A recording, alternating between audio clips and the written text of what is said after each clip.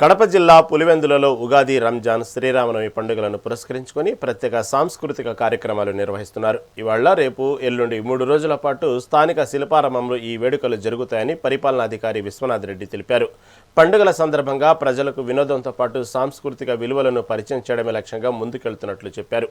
ఇందులో భాగంగా వివిధ కళారూపాలు, సాంప్రదాయ నృత్యాలు, సంగీత ప్రదర్శనలు ఉంటాయని తెలిపారు.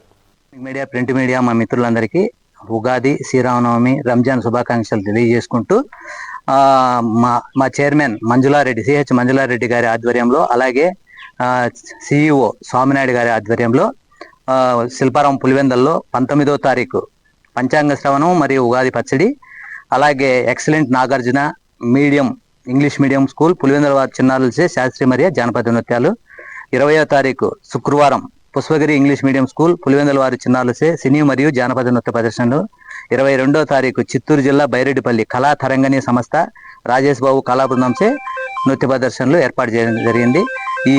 ఈ అవకాశాన్ని పులివెందుల పట్టణ ప్రజలు సద్వినియోగం చేసుకుని జయప్రదం చేయవలసిందిగా కోరుకుంటున్నాను.